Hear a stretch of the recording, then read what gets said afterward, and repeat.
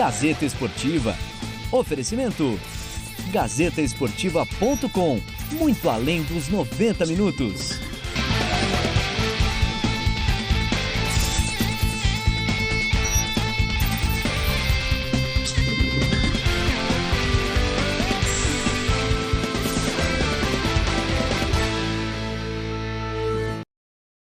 Virar a chavinha, deixar a Libertadores um pouquinho de lado, coloca ali na prateleira e volta as atenções para o Brasileirão. Sábado tem duelo contra o Red Bull Bragantino em Bragança e o torcedor palmeirense está preocupado. Está preocupado. Quem chega com as informações do Verdão é o Raio Silver. Boa noite, Silvestre. O Rafael Veiga, me diz uma coisa, ele tem condições de jogo ou não, Silver?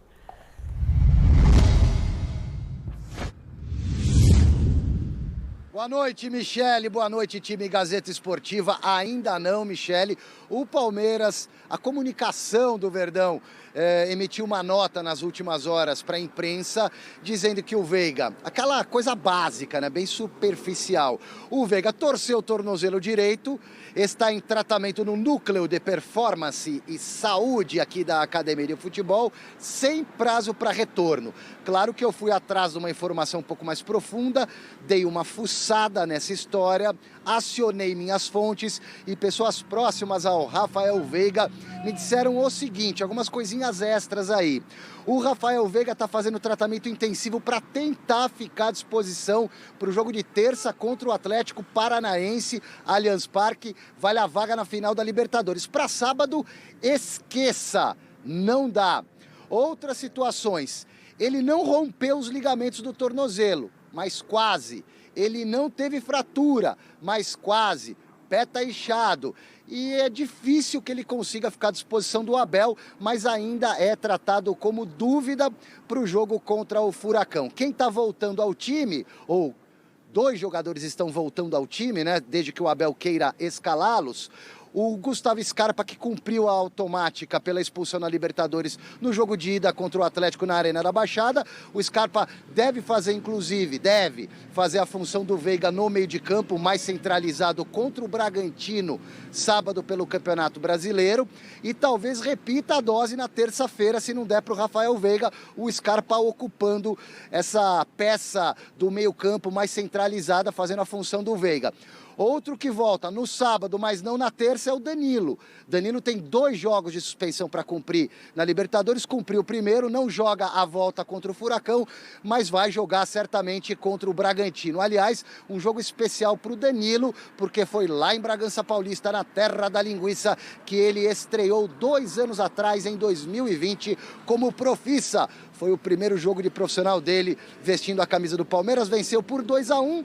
Mas depois de amanhã é uma outra conversa, né, Danilo? Fala aí. Sim, né? É sempre bom, né? Jogar onde tudo começou, né? O pontapé praticamente inicial ali, né? É onde surgiu o Danilo. E sempre quando eu vou jogar lá, eu sempre lembro dos primeiros toques, da primeira viagem como profissional, da resenha, do elenco que estava naquele tempo lá. E tomara que seja da mesma forma de como estreiei, né? Mas não perdendo, né? Quando eu entrei estava perdendo. E sim, sair de lá com os 3 pontos lá, mas com o jogo mais controlado, mais positivo pra gente. É uma partida difícil, né? Jogar lá é muito complicado. A equipe do Bragantino são muito qualificadas, né? Ainda mais quando joga dentro de casa. Então acho que a gente todos está no mesmo foco de entrar lá, dar o melhor. E claro, né, fazer os 3 pontos que é o mais importante para continuar na vantagem ali da liderança. Palmeiras com aquela gordurinha na ponta da tabela do Brasileirão, 7 pontos à frente do Flamengo, a 8 do Fluminense, que é o terceiro colocado. E você falou em virar chavinha, Michele, Brasileiro, Libertadores. Olha, eu acho que o Abel vai usar um pouco o jogo de sábado para montar também o time para terça-feira, como por exemplo o Scarpa jogando na função do Veiga, de repente ele põe o Mike na direita, que é um lateral mais ofensivo, vai ter que atacar o Atlético Paranaense, de repente o Mike pode jogar também essa, enfim, são possibilidades do Abel que tem essas 2 frentes abertas aí, Brasileirão e Libertadores da América, querida. Ei, Alexandre Silvestre. Muito obrigada. E aí, Salazar? Eu acho que a situação do Abel é bastante complicada. Pode ser a última semana que ele precisa se preocupar com 2 competições. Pode ser. Então, neste momento, ele tem que pensar nisso. Primeiro, por causa daquilo que a gente estava falando aqui. O Flamengo está voando, o Flamengo está encostando, está de olho no Brasileirão e é bom o Palmeiras não dar brecha, né? O Abel que tem essa fissura de ser campeão brasileiro, que ainda não ganhou. Só que tem esse jogo da Libertadores que, para complicar um pouco mais, é numa terça, né? Ele tem pouco tempo de descanso. Eu estou com o Silvestre nessa, eu acho que ele vai utilizar pelo menos parte do jogo deste final de semana para já testar o time que ele pretende colocar em campo na terça-feira. Não vejo muito segredo para a terça-feira, é o Scarpa, Dudu, Rony e um centroavante, seja lá quem for, o esquema que ele vinha usando já quando o Veiga estava machucado. Eu acho que é mais uma questão do Palmeiras se achar na questão da eficiência. Aquilo que o Abel mesmo fala, o Palmeiras cansou de ganhar jogo sem jogar tão bem, porque os caras eram eficientes. Mas aí é sempre um risco. Num jogo como esse com o Atlético, que o Palmeiras não foi tão eficiente e muita gente não foi bem junto, fica complicado. Eu acho que o Palmeiras está com uma semaninha difícil, Chico.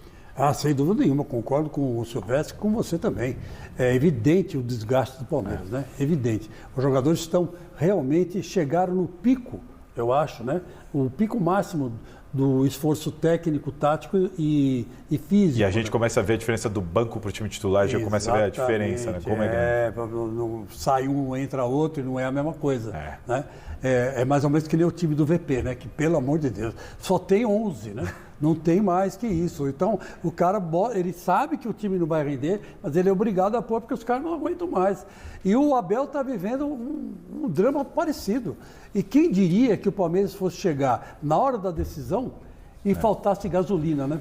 É que nem aquelas vitórias do Emerson Fittipaldi, quando ele corria de carro, que os caras quebravam e ele ganhava, né? Sim. E aí ele foi pegando, foi ganhando um título, 2 títulos mundial, numa época em que o cara ganhava com o carro ali, segurando no braço. E eu concordo com a sugestão do nosso Bruno Calhol lá da redação.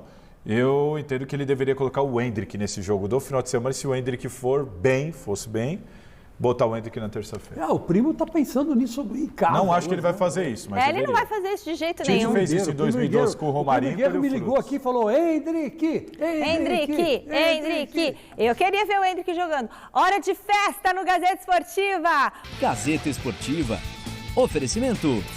GazetaEsportiva.com. Muito além dos 90 minutos.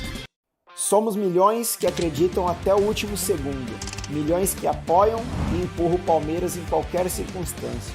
Se nossos craques fazem história, o mesmo acontece com a torcida que canta e vibra.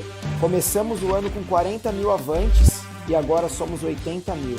O torcedor avante é fundamental. E como o nosso time ele é movido a desafios, vamos juntos aos 120 mil avantes. Quando passarmos a marca dos 120 mil, sou eu, Abel Ferreira, que vou oferecer um presente. Faça sua parte, seja avante. Mais avantes, mais conquistas. 100% investido no futebol.